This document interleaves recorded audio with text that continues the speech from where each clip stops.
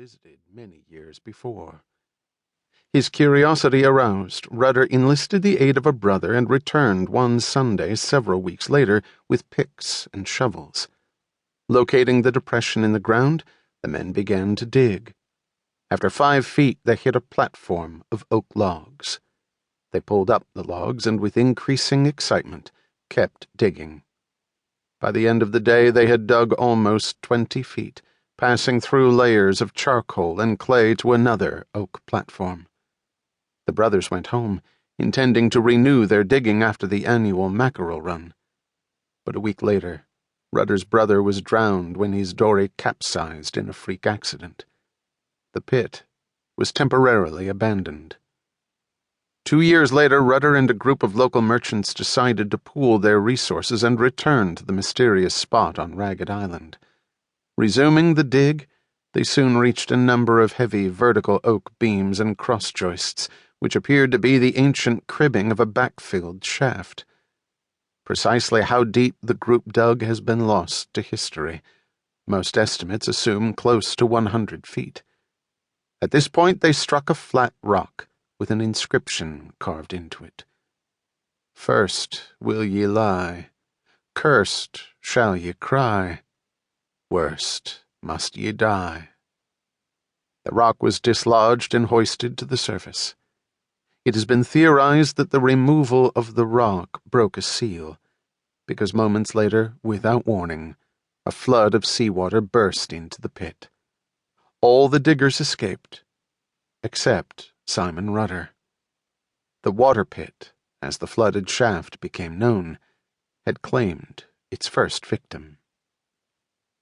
Many legends grew up about the water pit, but the most plausible held that around 1695, the notorious English pirate Edward Ockham buried his vast hoards somewhere along the Maine coast shortly before his mysterious death. The shaft at Ragged Island seemed a likely candidate.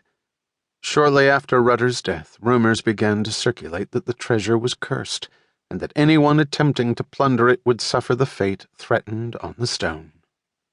Numerous unsuccessful efforts were made to drain the water pit. In 1800, 2 of Rudder's former partners formed a new company and raised money to finance the digging of a second tunnel, 12 feet to the south of the original pit. All went well for the first 100 feet of digging, at which point they attempted to dig a horizontal passage beneath the original water pit. Their scheme was to tunnel up from underneath the treasure, but as soon as they angled in toward the original pit, the passage rapidly began filling with water. The men barely escaped with their lives. For 30 years the pit lay fallow. Then, in 1831, the Bath Expeditionary Salvage Company was formed by a downstate mining engineer named Richard Parkhurst. A friend of one of the original merchants, Parkhurst was able to gain valuable information about the earlier workings. Parkhurst decked over the mouth of the water pit and set up a large, steam-driven pump. He found it impossible to drain the seawater. Undaunted, he brought in a primitive coal-drilling rig, which he positioned directly over the pit. The drill went well beyond the original depth of the pit, striking planking as deep as 170 feet, until the drill was stopped by something impenetrable.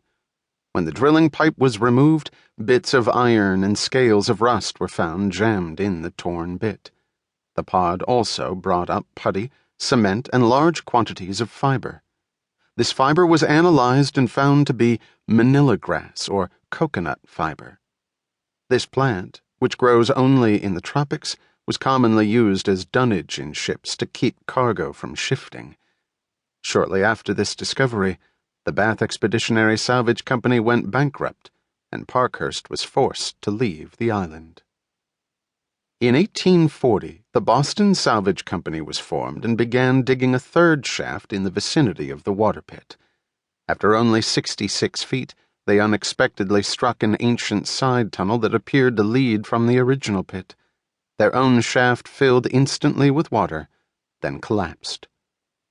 Undaunted, the entrepreneurs dug yet another very large shaft 30 yards away.